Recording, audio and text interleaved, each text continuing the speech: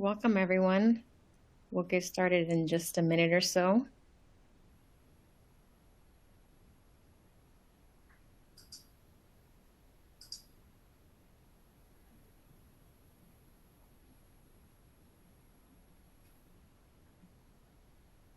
All right. Hi, everyone. We're so excited to welcome you to the next webinar in our People Fundamentals series, the remix, How to Lead and Succeed in a Multi-Generational Workplace. My name is Myra Rivera, and I'll be your moderator for today. Before we get started, I'd like to go over a few housekeeping items just so you know how to participate in today's event. All attendees are in view-only mode.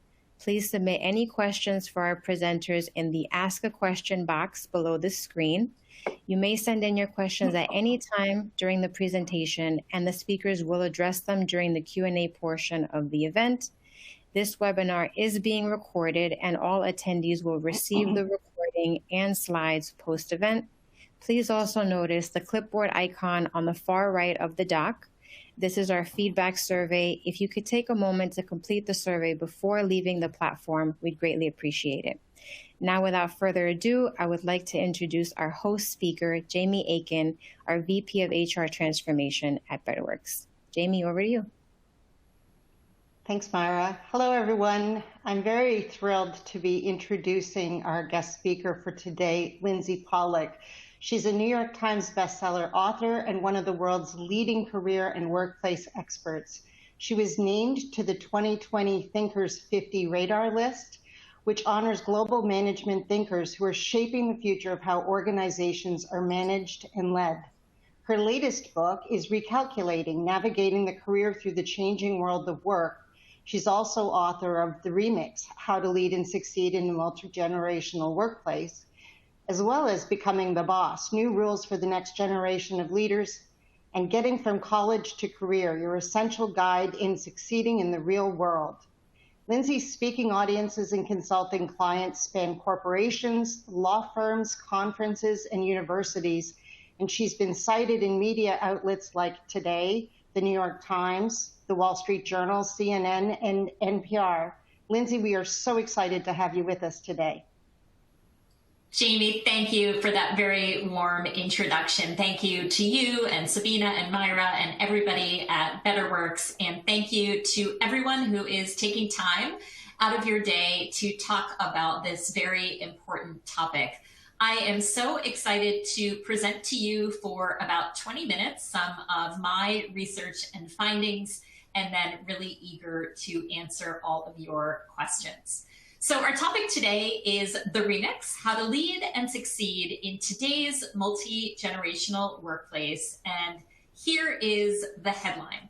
There are now 5 generations in the workplace. That is the traditionalists, the World War II generation, the baby boomers, the Gen Xers, of which I identify, and perhaps some of you, millennials, and Generation Z. And what a lot of people don't realize is that we have never had a 5-generation workplace before in the United States or in any country in which you are based. And the reason is not because young people are coming in. We've always had people graduate from secondary school and universities. The difference is that people are living and working longer and later into their lives, which causes some conflict and opportunity between the various generations. And it is no surprise to anyone that there is some conflict related to this topic. What we see in generational discussions often is that people are critical and they do some stereotyping. And I just picked a couple of magazine covers to show you how this happens.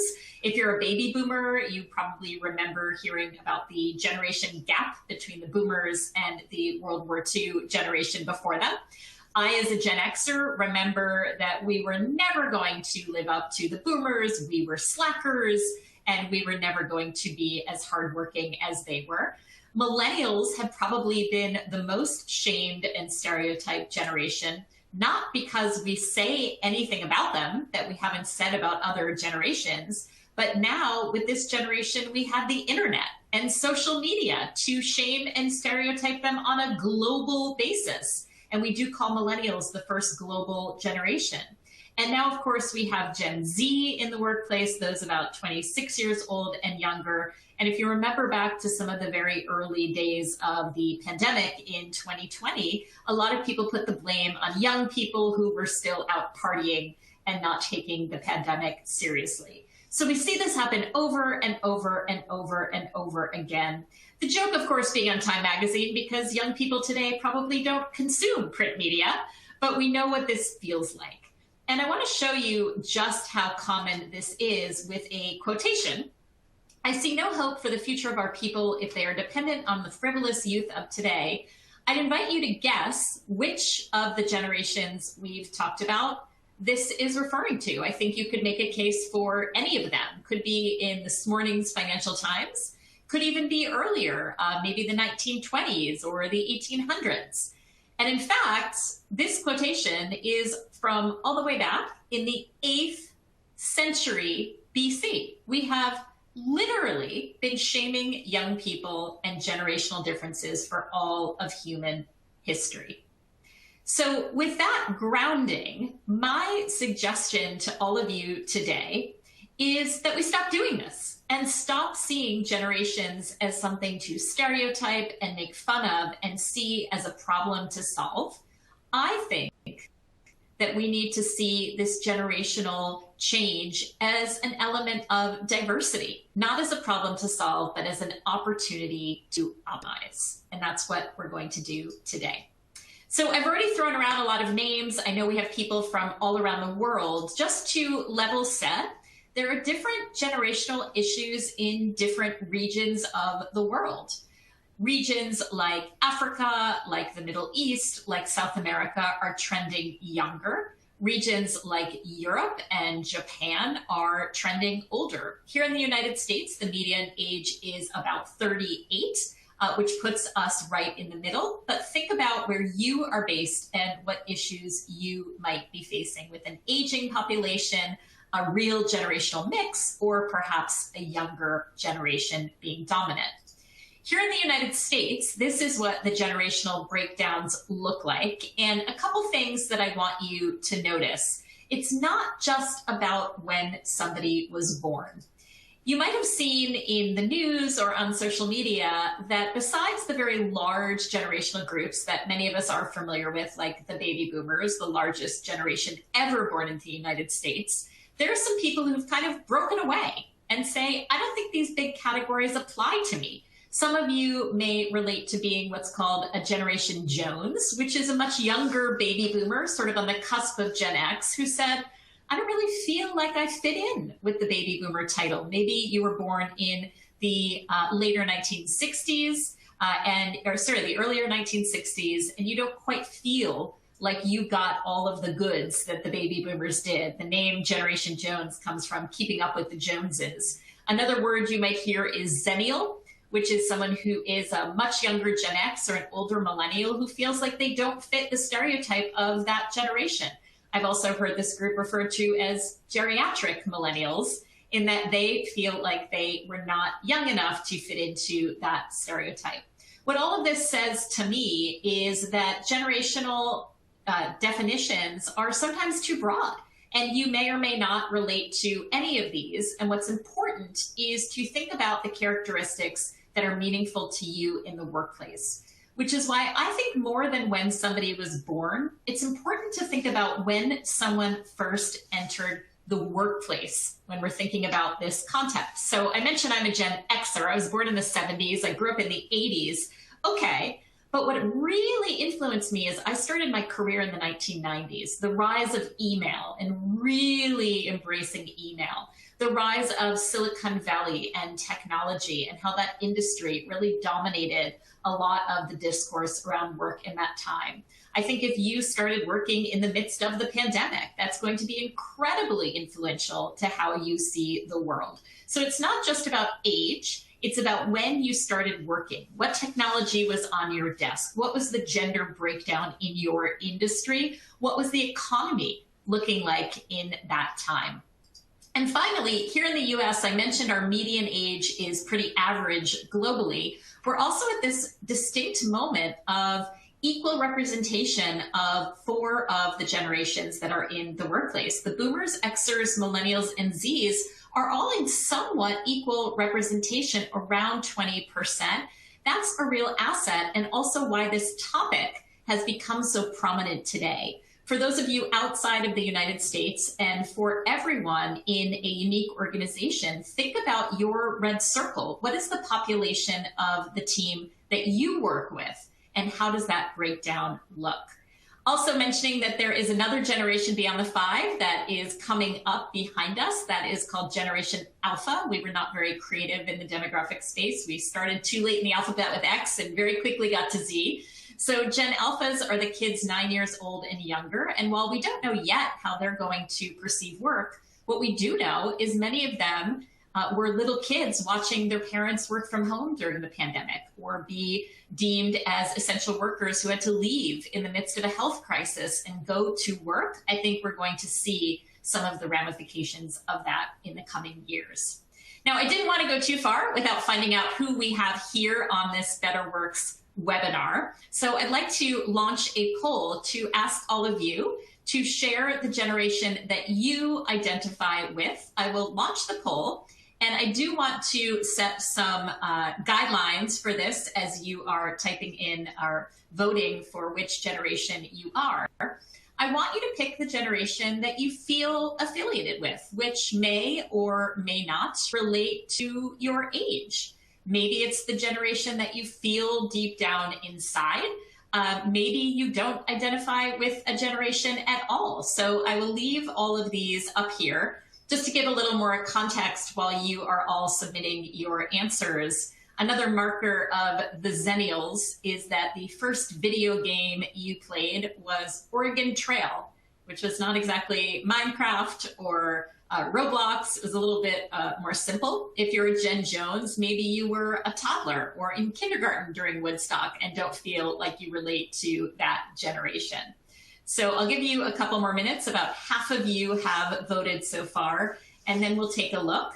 And of course, the goal of this session is not to go and ask everybody exactly how old they are, but I think it's really helpful to know the basic breakdown, and whether your industry, whether your workplace, whether the people in your realm of influence tend to skew more as one generation or another, whether you manage people across all 5 generations or perhaps just one generation, whether your customers and clients and other stakeholders are representative of certain generations. So these are all questions that you want to be thinking about in terms of how you will interpret the advice that I will share in this webinar today. So it looks like most of you have submitted an answer. I'll give it just another minute, and then we'll take a look at who we have here in this group today.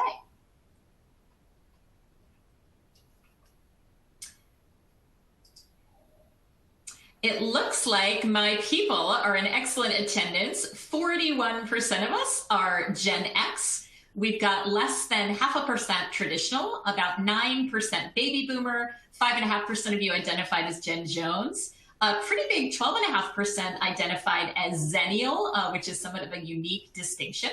We've got 27.5% as Millennial, 2.5% as Gen Z, and about 1.5% of you did not identify with a generation. So thank you for letting us know who is in our group today.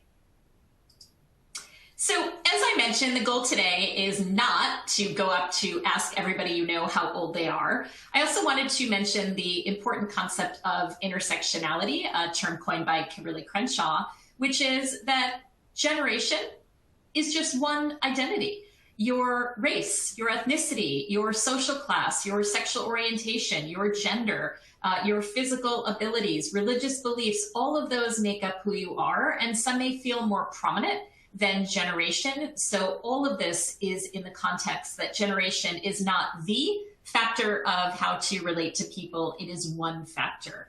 And the way I like to describe it is that generations are never a guarantee of behavior, but they're a clue that can help us understand people's shared experiences and likely expectations. For example, We are in a period of inflation globally, and some of us have been through inflationary periods before here in the United States in the late 1970s. Some people have never been through a period of inflation. Expectations. People who started their career in the midst of a pandemic will have very different expectations, for instance, about remote or hybrid work than perhaps people who started their careers before or after the pandemic.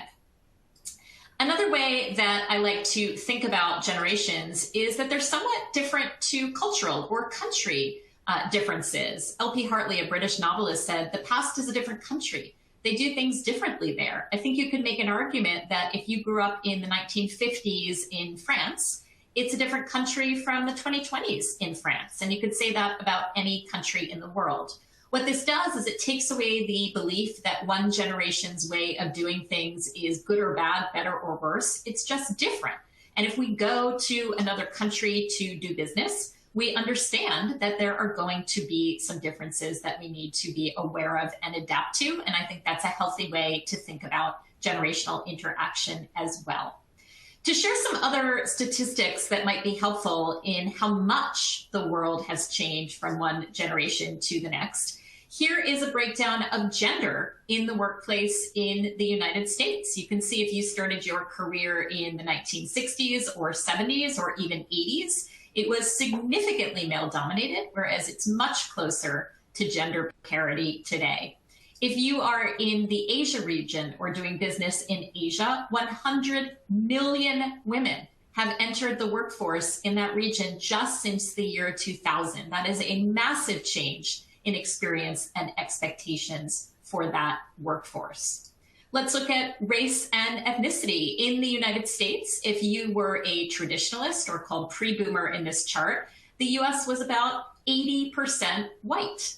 Now, Gen Alpha, or post-Gen Z here, will be the very first majority non-white generation in American history. That is a massive demographic and expectation shift. And in fact, if you look at racial diversity globally, almost every country in the world, citizens say, feels more diverse racially, religiously, and ethnically than it was 20 years ago. So the reflection on the employees on your website, the people in leadership, diversity, equity, and inclusion programs, the expectation for all of that is very different today than even one generation ago. Here's a totally different stat. I looked at the share of 16-year-olds, the legal age of driving in most states in America. And you can see in this chart that the number of young people getting their driver's license at age 16 has gone down nearly half since the 1980s. Why? Well, we have Uber, cars are expensive, fossil fuels are controversial, but most experts say the reason for this is primarily because young people no longer need to drive to feel independent. Because you have a phone, because you have the internet and social media, you can hang out with your friends virtually.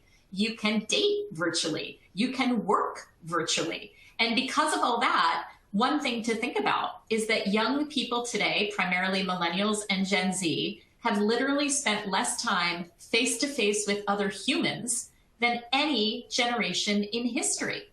And I want you to not see that as good or bad, better or worse. You can have opinions about it. It's just a very different environment in which to grow up. There are some consequences that you might relate to technology and social media, and certainly to the pandemic, one of which is mental health globally. The younger you are, the more likely you are to report symptoms of anxiety, depression, and other mental health challenges. You can see almost 50% of Gen Zs globally say that they are stressed all or most of the time. And younger people, particularly those who are people of color, are more likely to report these symptoms. I was recently on a college campus in the state of Colorado, and the college administrators said that they were getting calls from high schools warning them about the mental health of kids coming into college. And in turn, they were calling employers to warn them about the mental health needs and challenges of the young people graduating from college into the workforce. I don't think the message is necessarily that every leader has to be a mental health expert or a therapist, but we need to be aware of the mental health support that our organizations, our industries, our communities offer.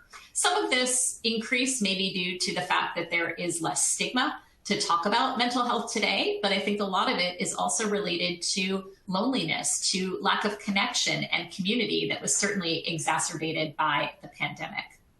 Finally, I want to show you technology over roughly the past 25 years. This is overlaid on a chart of the US workplace. Think about what technologies existed or didn't exist when you and your colleagues entered the workforce. Think about how you communicated. Think about what your expectations were as to how other people would communicate.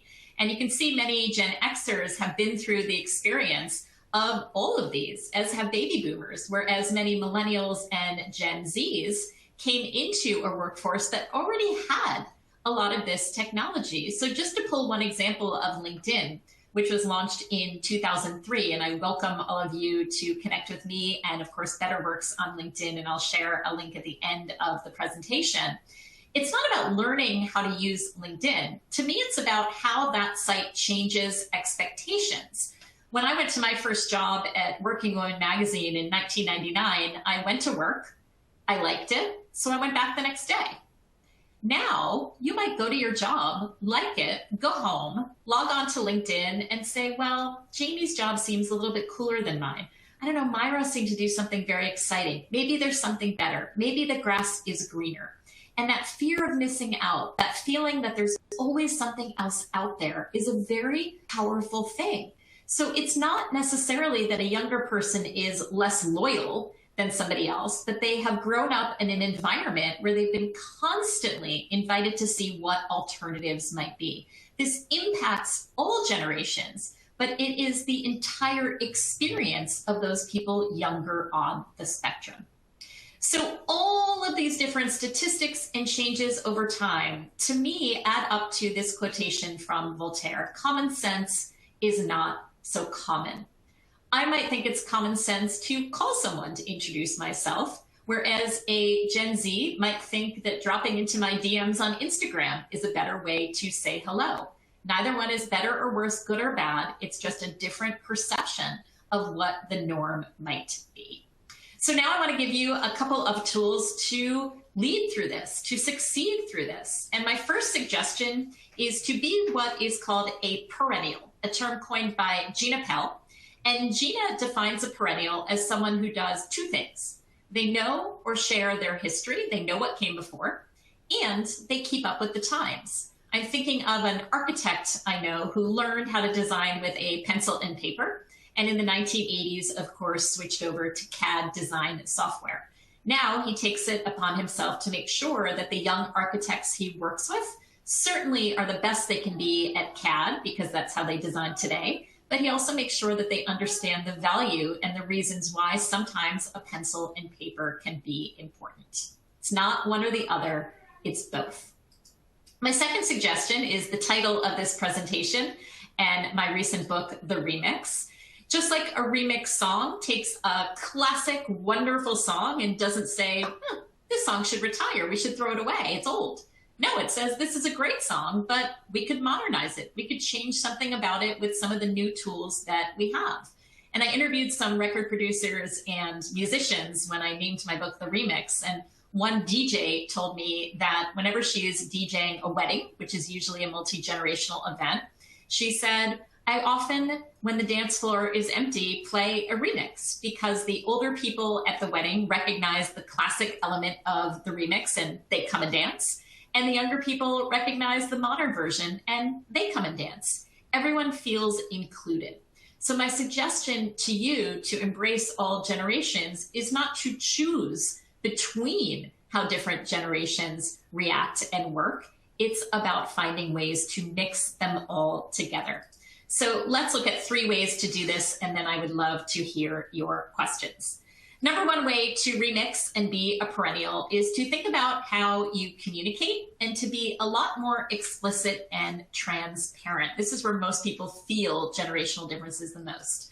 What I recommend is to avoid making assumptions about how any other generation or individual will communicate.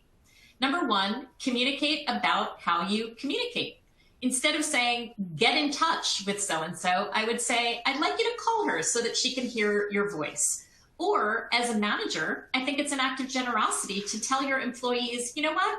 I'm just not great at texting. I would prefer that you send me an email. Don't make people guess how you want to communicate, and don't assume that a young person wants to text and an older person wants to talk in person. You might not know until you actually ask their preferences. Number 2, be as specific as you possibly can with expectations, directions, and deadlines. I recently worked with a company that said the problem with our young people is they are taking advantage of our time off and vacation policy. And I said, what's the policy? And they said the policy is to take a reasonable amount of vacation. I don't know what reasonable means. Your definition might be different. Be specific when you are giving people instructions and boundaries. Number 3, your definitions of words like excellent or done or fast might not be the same as other people's. I worked with a lawyer who complained that his junior associates were not writing well. And I said, how are you coaching them? And he said, I tell them, write better. That's not really helping. Instead, he collected 50 examples of what he considered good writing to be. And now he gives them to people who work on his team and says, this is how I define good writing. Use this as a model. And finally, some of you might reject this and say, I don't want to be explicit. I don't want to tell people exactly how to do it. I learned the hard way. My boss threw me into the deep end and I figured it out. And that's okay. But I think for most generations, we don't want this to be implicit. We want to be explicit. So all I suggest is if you want to throw someone in the deep end, say, I'm going to throw you in the deep end on this one. I'm not giving you a lot of information on purpose, not to have them be blindsided. Number 2, let's talk about career pathing. I was once on an airplane sitting next to a millennial sales professional, and he said, I'm frustrated because I want to move forward really quickly. And my boss keeps telling me, slow down, take your time. You're not ready. Your career is a marathon, not a sprint. And he said, okay, my career is a marathon. How fast am I going and what mile am I on? We tend not to give people information about their own careers, and we make assumptions about people's careers without asking them. We might assume, for example, that most people want to go straight up the career ladder, whereas they might prefer more of a lattice with going laterally or going diagonally or changing careers completely. And instead of asking, we assume that a young person wants to rise up fast, or maybe somebody in their 60s wants to retire, when maybe that's not at all what they want. We have to remember that one size does not fit all. Everybody doesn't want the same thing. So I recommend 2 pretty simple strategies. One is the 1-minute manager. This is a classic management tool. 1-minute manager came out in 1982. Which is to tell people in 1 minute what they're doing well, and in 1 minute what they could do a little better. Constant, regular feedback, whether they are on day 1 of their career or day 100,001. And I would add, given the mental health challenges in our world today, 1 minute of how are you doing? How are things? And check in on their well-being. Number 2, I think we don't want to be afraid to ask people what they want from their careers. Many progressive organizations are using what they call stay conversations, and the end of the year is a great time to do this, and Betterworks is a great resource for scripts and ideas and products and services on how to do this. But the idea of a stay conversation is to ask things like, what do you like about your job? Where do you want to learn and grow? How do you want to be supported? What's your plan? It's not a guarantee, it's not a promise. It's just opening up the conversation to make sure that there is dialogue. So often in exit interviews, people say, I'm leaving because I wanted X. And we say back to people, but you could have gotten that here. And the person says, nobody told me that. So with people of every generation, open up the conversation to have more stay chats rather than exit interviews. And finally, the third remix is around the topic of purpose, which is so important today. Employees across all generations who find their work highly meaningful are 69% less likely to quit their jobs. So how can you invite people to define their own purpose every day. This was a project that KPMG, one of the big four consulting and accounting firms, did called the Purpose Project. And they asked people to submit little index cards saying what the purpose of their job was. They called it the 10,000 Stories Project. You can see in a silver circle in the middle. They had 27,000 employees. They got 40,000 submissions, and people were so excited to multiple times say what the purpose of their job was. I love the guy in the middle. He's an IT professional, and he said, my job isn't just to help you with your computer. My job is to stop cybercrime from infiltrating this organization. That's a really important role. And I love that they invited people to define this for themselves. Managers started meetings by saying, what's the purpose of this meeting? What's our bigger goal here? And they put the posters all over their social media and all over their offices. The year that KPMG did this project, in the Fortune 100 Best Companies to Work For list, they went from number 4 out of the big 4 in employee satisfaction to number 1 across all generations of employees. So a couple final reminders before we get to your questions. Stop the generational shaming. Stop saying that one generation is more difficult or frustrating, even not saying this about our own generation. It doesn't help anybody. Number 2, I invite all of you to be perennials, to look at your personal and professional networks and to see if you have colleagues and clients and friends of people across all generations. And thirdly, I've never in my 20 years of studying career and workplace success heard anybody say, you know what my secret to success is? I've never changed a thing. I'm completely the same. I've never moved forward a bit. No way. Change is what moves us forward, and the generations inspire us to do that. So again, I'd like to thank Betterworks for inviting me to be part of this terrific event. I welcome all of you to connect with me on LinkedIn and certainly follow Betterworks as well.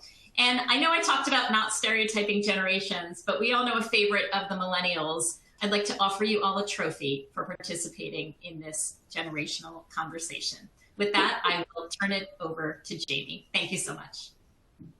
Oh, thank you so much. That was a fantastic presentation. And I guess there's just a couple of questions. So let's just chat for a little bit while we let the audience start adding questions to the Q&A. So first of all, how has the pandemic impacted generational issues at work in your mind? So I think the pandemic is important on several levels. The first is it is a shared experience. And so all of us who are in the workplace have gone through that together. And I think that's a way to galvanize people to say, we've done this together, we pulled through, here we are, rather than what tends to happen, which is, oh, millennials went through the pandemic like this and baby boomers went through like that. I'd encourage people to talk about how we did this together and the lessons that we learned together. And I would be very active about that. However, I think we do need to give a lot of specific attention to what I would call the micro generation of those who started their career during the very specific period of lockdown and COVID restrictions. I think people who didn't enter a work environment in person ever have a really unique perspective. And I think we need to study them sort of as pioneers of what that means, what that does to a generation. And I get a lot of questions about that cohort. And I think we need to ask them what worked, what didn't work, what do you feel you missed? And really understand what that specific group went through, almost similar to a group that graduated in wartime, right, or started their careers in a very unique moment in history. So I really reject the idea that one generation did it better or worse or, had different outcomes. I think we have to see it. I think probably it's the first experience that happened to everyone in every country at the exact same time. I can't think of another example of that. And I think that can be glue that pulls us together. Thank you for the question. Yeah, absolutely. And so you had mentioned the generational diversity related to our clients and customers. And how should we be thinking about that? Because I'm very intrigued, because it's not just that there's 5 generations in perhaps the teams that we work in, but also that could be reflected in our customer base, for example. That's right. I've seen a lot of professionals and organizations that were adamant that they were never going to change. And then their customers and clients changed, so they had to. I was thinking of one baby boomer who was in insurance, and he said that he liked to play golf with his colleagues and that he didn't do texting and he didn't do social media. And that was okay because most of his top clients were baby boomers who did the same. And he said, and then one day, my most important, most lucrative client said, you know, I'm retiring. I'm passing the business on to my son. And so he called the son, and the son said, I don't like to play golf. I like to play video games. I don't want to come meet with you in person. I want to text you and, you know, connect on LinkedIn. And suddenly, to keep this business, the insurance representative had no choice but to change and evolve. And so I think sometimes that convinces people that this is real, that it's not a choice, and that people are different.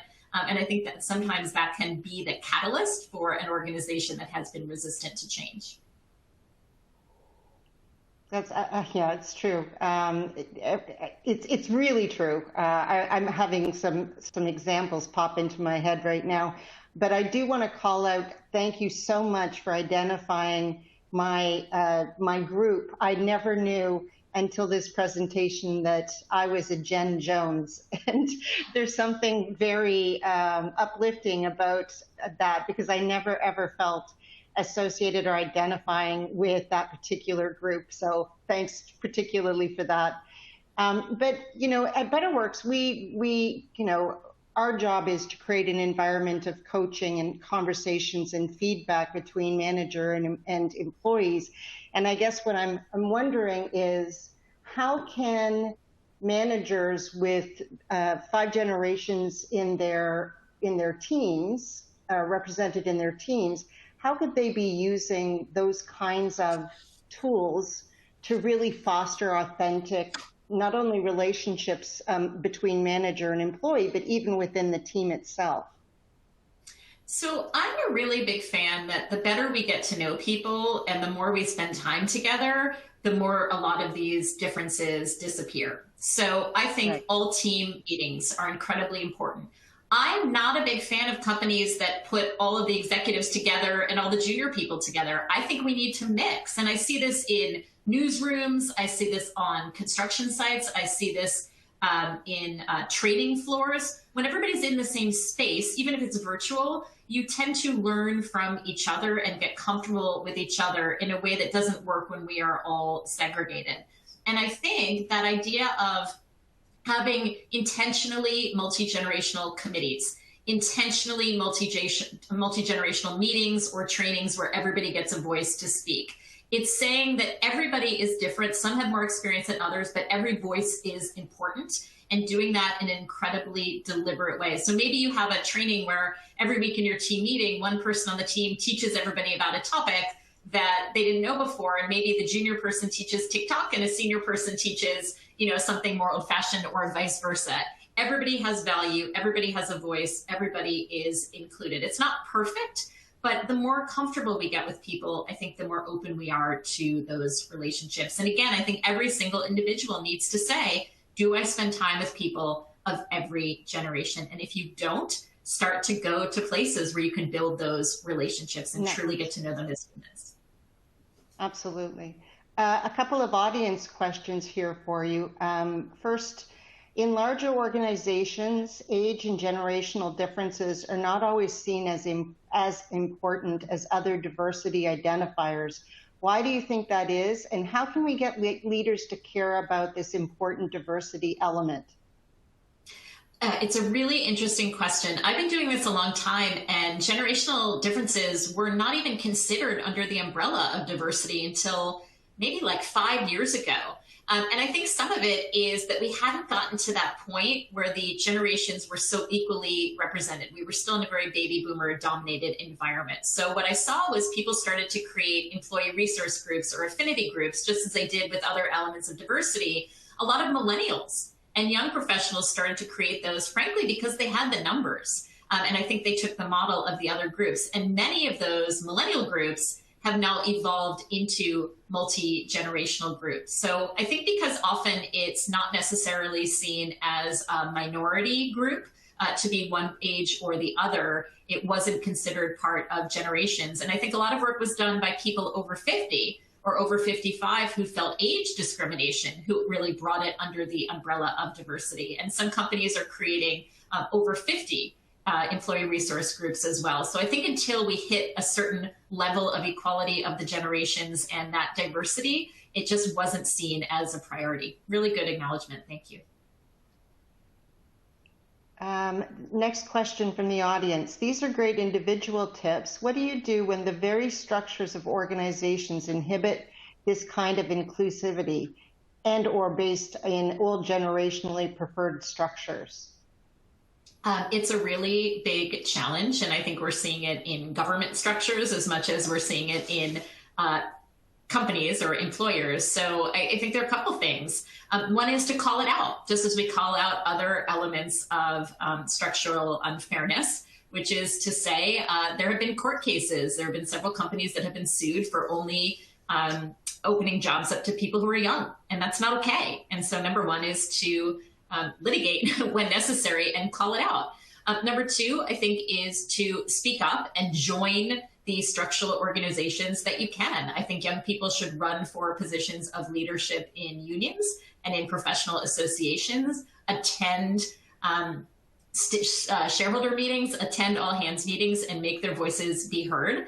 And I think a lot of young people are banding together in groups that many other cohorts of people have gotten together to speak on their own behalf. And so I think employee resource groups and professional associations and social media groups are really powerful in calling out some of these issues and speaking up. So I think making it clear, making it loud, and also trying to be part of the solution to the problem are all really valuable ways to do it. It's not easy, and I acknowledge that sometimes it's structural.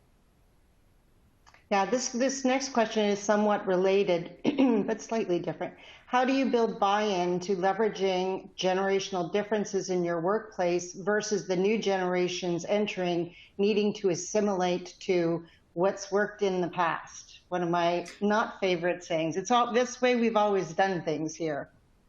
Yeah, that's always a trigger to me that maybe we need to rethink it. I would say it's not about either or, it's about both. It's not saying everything needs to change because we have young people, or nothing should ever change because we've been successful. It's the remix idea. Let's look at some structures in our organization, maybe our mentoring program, and say it's a wonderful, fantastic program, but a lot of progressive companies now have what they call reverse mentoring, which is, Jamie, if I were assigned to be your mentor and you're 20 years younger than I am, I would mentor you, but you would give me some advice and guidance too. And we can have both things be true. So I think it's about looking at things and saying, how do we serve everybody's needs, not choose one or the other? Just another quick example, I was working with a nonprofit and they had older donors and younger donors, and they were trying to think about what to do for their big annual gala. And the older people said, we've always done a sit-down dinner. And the younger people said, no, I don't really want to do that. Let's do a cocktail party. And instead of deciding between both, you know what they did? They had a cocktail party and a dinner. And they said, right, a lot of older people came to the cocktail party, a lot of younger people came to the dinner. It doesn't have to be either or. And I think that's a really powerful thought. This is something that is interesting and kind of relates to quiet quitting a little bit in terms of the shaming that went on, as far as I'm concerned, about that in the media. The question from the audience is, how do you respond when someone says, no one wants to work these days?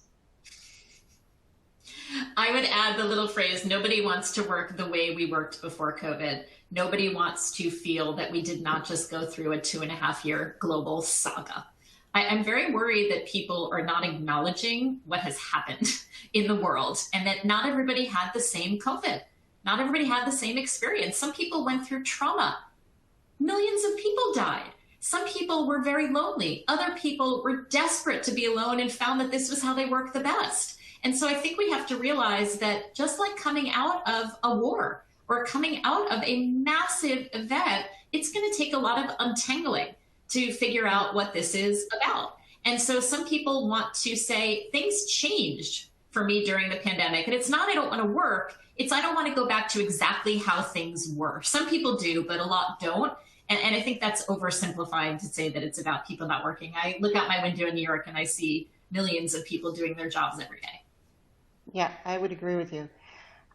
Here's an interesting one. As Gen X, we're ready to rise into management, but boomers aren't leaving. So for succession planning, we're being skipped for consideration because by the time boomers retire at 70, we're then looking at it as essentially retiring and not considered retired and not considered for future promotions. How do we change this mindset? This is such a specific situation. In the United States, baby boomers are the largest generation ever born into our country before or since. And so you have this massive group of people that's never happened before. And this particular group of people coincides with people living longer, with work becoming less physically taxing, and with an economic debacle in 2008, 2009 that set a lot of people back from being able to retire when they wanted to. So all of that coming together has created this situation, and I'm an Xer, I feel it, where we are uniquely stuck in a way that other cohorts will not be. Not surprisingly, one of the key elements of Gen X in the United States is we are the most entrepreneurial generation. When you look at rates of entrepreneurship, it is the highest among people in Gen X because many of us, myself included, looked up and said, there's nowhere for me to go here. I'm going to go start my own thing. And I think that's a really interesting response to that very particular historical moment that we found ourselves in. I definitely relate as a Jen Jones. I can say I completely relate to this because when I entered the workforce, there was not a lot of opportunity. Everybody was just a few years older than me, and it was challenging. So I started my own company as well. Do you have any tips for younger generations to start incorporating these generational inclusivity ideas in the workplace? I think you sort of touched on that before. Sorry, go ahead. Yeah, I'll be specific. One is to be really curious about what went before. It's somewhat easier for an older person to see what's happening today because we've watched it happen. It's harder to know what the world was like before you were here or before you were working. So I think really building relationships with people who are older and more experienced, seeking out mentoring, showing curiosity, reading books about the history of your company and your industry, all of that is so valuable. And I think any young person, there's an organization called Co-Generate that I like a lot, which is all about connecting younger and older people. You know, you see college students living with retirees, right? So I think seeking out those relationships, sitting next to your grandparents at Thanksgiving dinner, asking them what work was like, I think I would just start with simple curiosity and learning. And I think it's a really, really enjoyable and powerful tool. I love that. I love that. Have you found that generational differences or preferences are becoming more pronounced in a hybrid work environment? And if so, I think, how? I think that people are perceiving them to be more pronounced in a hybrid environment. I don't necessarily think they're true. I think we're making assumptions, and I want to sort of cut that off. So for example, we made a big assumption at the beginning of COVID. Young people love to be on Zooms and WebExes because they love technology, and older people don't like it because they love to talk in person. And that's not true. There are just as many Gen Zs who hate to be on screens and would love to meet in person and vice versa. So I think we made a lot of assumptions that may or may not have been true as opposed to asking people as individuals. One thing I do think is true though, is we don't think enough about how much those of us who started our careers in the workplace, particularly the days before email, how much we learned simply by overhearing people on the phone or being in an office where people were chatting all the time. One of my biggest observations about work from when I started in the 90s to today is how quiet offices are because everybody is on their devices. And so when we say things like, nobody taught me how to have a difficult conversation, Jamie, I just figured it out. It's like, no, that's not true. I overheard it a lot when I started out. I didn't learn it. I just kind of got it from being around an office. And I think one of the challenges of hybrid work is we don't have that knowledge that we don't even realize we're getting. And so I worry about the generation who's starting in COVID and maybe working hybrid, missing out on a lot of that ambient learning. And I think leaders have to be much more mindful of saying, I'm going to BCC you on emails, or I want you to listen to me on this Zoom because I'm worried we're not going to remember what we're not teaching anymore. Yeah, no, that's really, that's powerful. How does the perception of a generation divide in U.S. culture wars affect efforts to build relationships in the workplace? These are such polarizing issues. First, I see this globally, so it's certainly prominent in the US, but it's true in other countries as well. And I think what happens is it normalizes it in a way that I think is unhealthy. So those Time magazine covers, millennials want trophies for participation, or the memes that say, okay, boomer, you know, when somebody says something that you perceive as old fashioned, it's funny, sure, you know, once or twice, but to use that as a way to judge people at work is not okay. And I think about that umbrella of diversity that we talked about. Those magazine covers I showed you, can you imagine if I came on a global webinar and said, women are lazy, entitled narcissists, Asian Americans want trophies for participation? We would never say those things. And somehow when we say it about age, it's deemed okay. And I really want to stop that practice.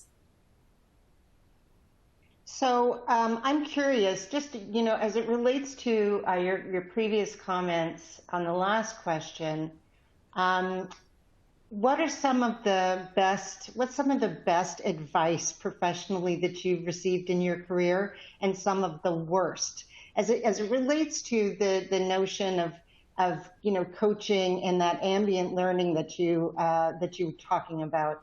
What are some of the best pieces of advice you got, and some of the absolute worst? Oh, I love this question because the worst is more fun. So one of the best was be a lifelong learner, right? There's a Harry Truman quote, leaders are readers. And I think I have really tried to, when I sort of am stereotyping or want to learn, I ask and I read. And so I think that's number one. Number two, another good piece of advice was keep building your relationships. You know, up, down, across, everywhere. There is nothing more important than your relationships with people, whether they take place over a screen or in person. Talk to people. And I think that's what kept me going during the pandemic. As a very outgoing person, I had to just keep those connections.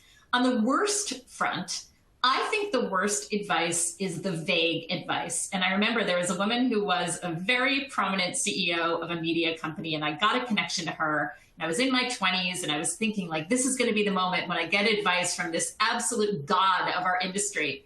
And she said to me, keep up the good work. I was like, that's so vague. What are you talking about? So I think asking specific questions gets specific advice. And those of us who try to be good mentors and give advice, I think specificity is really helpful. And the vague, you're doing great, is not quite as helpful. How about you, Jamie? What's the best and worst advice you ever got? I mean, it's always fun to remember the worst, but at the time, it certainly didn't feel like that. I've always been fairly outspoken, and I had more than once early in my career, which would have been, you know, mid 80s, early in my career.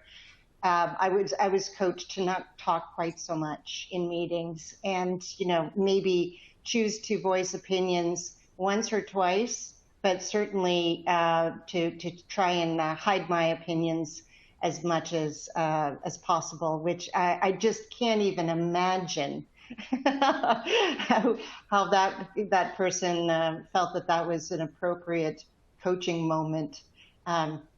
Here's one around manufacturing. Working in manufacturing, and I think this will be our last question, Lindsey. Working in manufacturing, time and attendance is a big issue, to a great extent with young workers. One young employee actually stated the following when disciplined for taking a lot of time off: good luck finding someone with the work ethics you expect.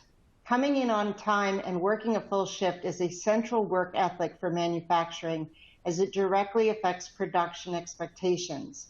Does manufacturing need to adapt, or can we continue communicating our expectations so that they can adapt? It's a really good question, and my answer is both, and I'm going to be very specific about that. I see this with nurses. I see this in manufacturing. I see it in any career where the time is really important.